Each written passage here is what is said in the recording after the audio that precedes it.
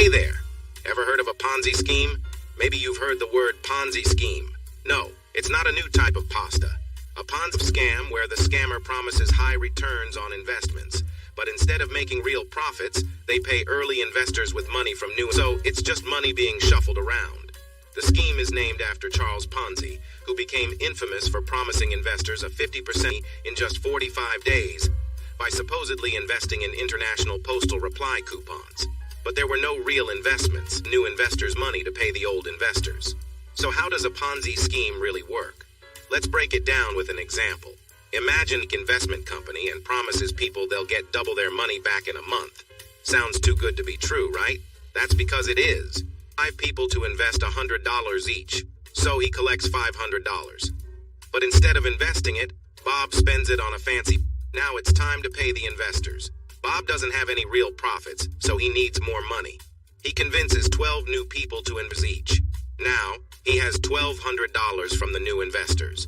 Bob uses this new money to pay back the original 5 invest $200 each as promised, and keeping the remaining $200 for himself.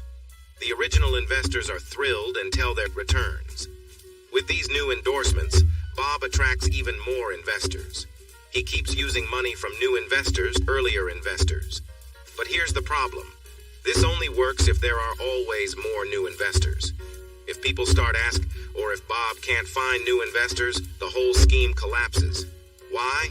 Because Bob isn't making any real profits, using the new investors' money to pay the old investors. So, when investors start wanting their money back, Bob doesn't have enough money to pay. Imagine everyone wants their money back at the same time.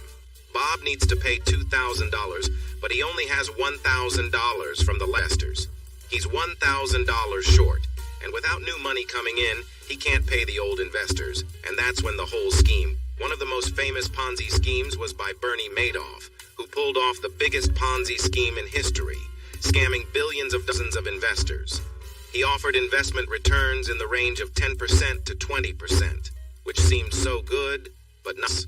As he used to be the chair of NASDAQ in the early 1990s, he had a good reputation and made lots of investors believe him. He successfully ran the Ponzi scheme for 17 years until the 2008 recession. As the recession hit and more investors withdrew, he couldn't pay their returns anymore. To make it worse, he admitted his wrongdoings to his sons, Mark and Andrew. His sons, federal police, the whole scheme collapsed, and he was sentenced to 150 years in prison.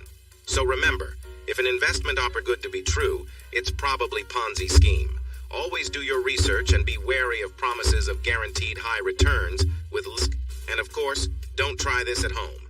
If you want me to make other videos about these tricks, please like and subscribe. Thanks for watching.